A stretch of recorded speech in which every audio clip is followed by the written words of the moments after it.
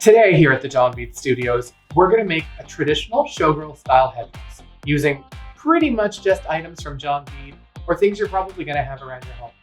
It's super simple to do. They can look intimidating, but they're actually one of the easiest craft projects you'll probably do this year. Here's what you're going to need to accomplish a traditional showgirl style headdress, like this one.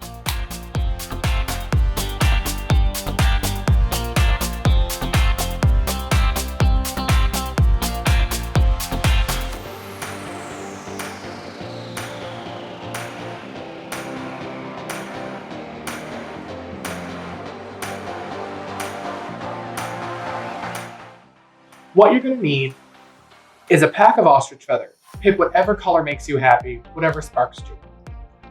A bottle of the correct glue, E6000, some good scissors, zip ties, one of our great necklace forms, rhinestone chain, applique, whatever sparkly thing makes you happy that day, a pair of nips, and a flat iron. What's that for? Stick around. The first thing you're going to want to do is pick out your feathers. When you buy a bag of ostrich feather, they come with left, right, and dead center, and you never get an even amount of all of them. So the first thing you're going to want to do is separate your feathers between left, right, and center. Once you've figured out left, right, and center, don't forget, you're going to want to make sure that the feathers cup upwards instead of cupping downwards. As you can see with these two ostrich feathers we've pulled out, this one goes to the left, this one goes to the right. It's kind of weird to see when they're just in the bag. You probably won't notice it when they're in the bag, but when you take them out and give them a shake, it's definitely something you're going to notice. And also, make sure you're shaking all of your feathers when they come out. They've been in that bag for a while, and they need to breathe. If you find like your feathers are still not really shaking out loosely and beautifully, just use a hairdryer on them. But don't use a hot setting. It's highly unnecessary and could end up damaging the feathers. Feathers are just like hair. You can heat treat them, but you don't want to heat mistreat them. You also, again, want to make sure that the feathers are cupping upward so that they're pointing towards the sky and not cupping down. That's just for this particular headdress that we're doing. If you do other styles of headdress or other styles of accessories with feathers, maybe you want them to cup the other way. But for today's headdress, we're going to be cupping up. So once you have your piles made of feathers that go to the left and to the right, we're then going to start trimming some. For this particular project, we don't want any of the excess stem on the bottom to stick out. This is what I mean by the excess stem at the bottom. These are great to use for some things. Some things it will actually help stabilize your feather into the actual product that you're using, but not in this case. So after we've trimmed the base of the feather, we're going to have a look at the top. Feathers, just like people, are never built the same way twice. You may have a very thin tip, or a tip that turns, or a tip that doesn't look just the way you want it. Feather is like hair. You can definitely cut it. You can definitely trim it and make it closer to exactly what you want it to be. So with this guy, the top doesn't look quite as good as the base, and that's normal for feathers. But I want them to be as perfect as possible. So we're actually going to trim just a little bit off the top of the feather. Shake them out, and if they're not shaking out beautifully, don't be afraid to use a comb on them. Use a brush. The easiest way to think about feathers again is that they're just like you. And don't take too much off the first time. You can always take off more, but you can't really glue it back on. I'm going to get rid of this much first, and that looks much better. Now that I've just got the lush feathers left around, I'm going to give them a bit of a light trim so that they beautifully curve up to the point.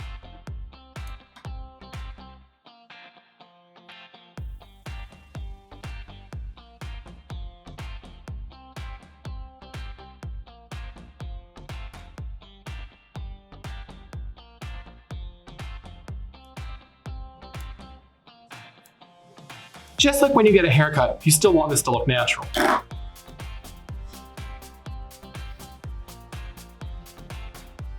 And now it looks much more lush and thick, having gotten rid of those straggly little feathers at the top. Now that you have your feathers trimmed, given them a bit of a haircut, and have them organized in 3 separate piles for left, right, and center, let's look at the base of our headdress. Now, you can use anything you want for the base of a headdress. But the easiest way is probably the best way to go if this is your first time.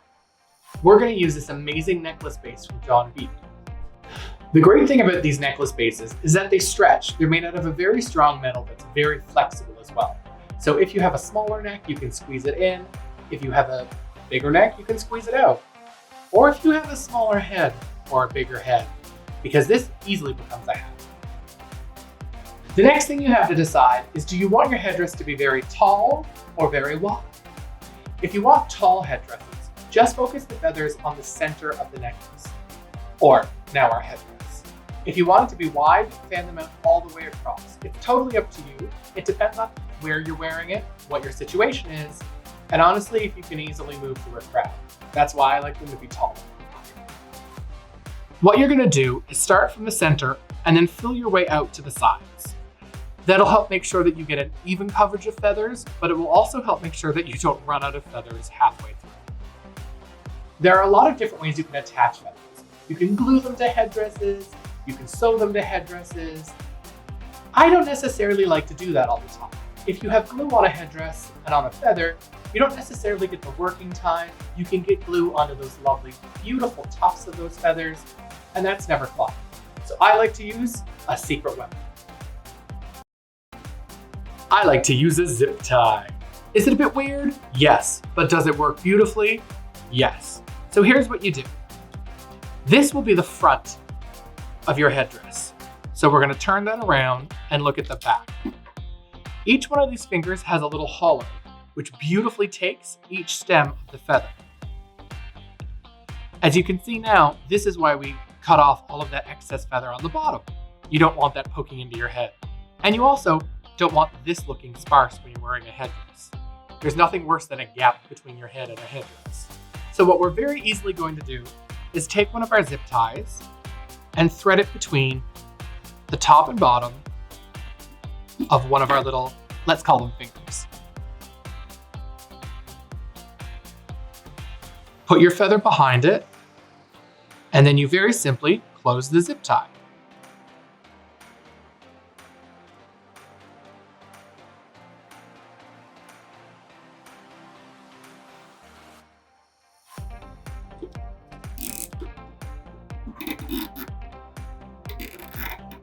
Now don't tie it all the way tight your first time. This will let you move it up, move it down, adjust it as you'd like. And once it's in a place you like, tighten that zip tie. Don't underestimate a zip tie. That feather is there. And of course, after you've made that feather choice, leave this long for the time being. You never know when you might want to make a change. Once you fill it out all the way, make sure they're as tight as can possibly be, and then trim your zip tie.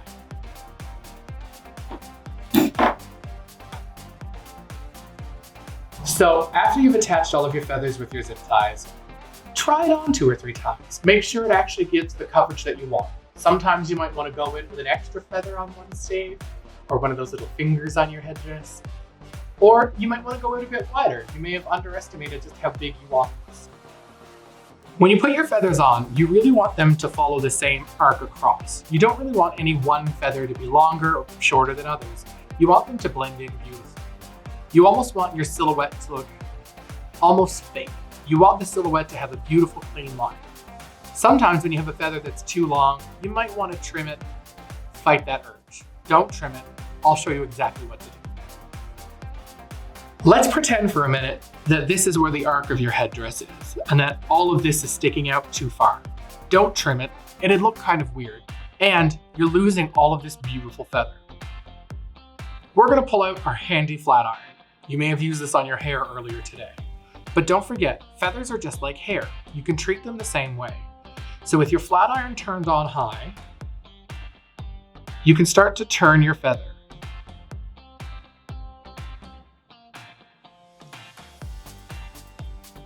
You can bend your feather any way you'd like, knowing that if you go to the left, the feather will turn to the left, or the right, the feather will turn to the right.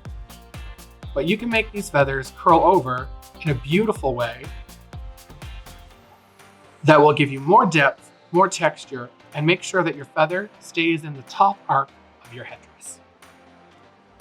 Then you get something like this. As you can see, this feather, this guy, they were all a little too long. And I used that flat iron to give them a turn. Now comes the fun part, the decorating. I'm using this, but probably not in the way you think. I've used our beautiful chain cut into small pieces to adhere right over where all of our zip ties were. They help cover the front of the zip ties and glamorize this a little bit. You also want to make sure you're using the correct glue. E6000 is the absolute king for this. And make sure you've grabbed the E6000 that has the top that kind of looks like an old-fashioned toothpaste tube. With this particular top, you can get a little bit more control of how much product you're getting out, which when you're doing these one by one, you definitely want to have. The next thing you want to do is consider how you're going to attach this to your head. And honestly, that mostly depends on you and the kind of hair that you have. If you have short hair, your best bet is actually to use the wires that already come on the necklace closure and add an elastic to it. It will help keep it tight to your head, and you can bobby pin it. If you have very long hair, you might want to attach a comb to the inside of the headdress. That will help attach it into your hair, stop it from wobbling, and you can use the 2 loops that are on either side of the headdress to attach it to your hair as well. You also want to think about how you're going to wear your hair while you're actually decorating. There's nothing worse than constantly getting things stuck in your hair and pulling out clumps, even when your hair is a wig, even when your hair doesn't grow out of your head, even when your hair is just a headdress itself. So if you're doing anything that would have an open bang or anything that's not slicked back, you definitely don't want to put anything right at the edge here. It's just going to get caught in your hair. If you have your hair slicked back tight to your head, feel free to go all the way down the headdress and down the front. I usually wear a bang. I don't have to worry about that. So now that we've got our fasteners taken care of, now that we have everything dried and everything attached, now that it's sufficiently glamorous, it's been really easy. We've used maybe 4 products, and let's see the result. And this is the final result. Again, a bag of feathers, a few zip ties, some trim and some glue. Who knew it? With equal parts Las Vegas, Folies Bergère, and Caravana, your headdress is complete. And it didn't take that long, and it wasn't that hard, and it definitely wasn't that scary. It's something that's easy to do that you can do too with John B.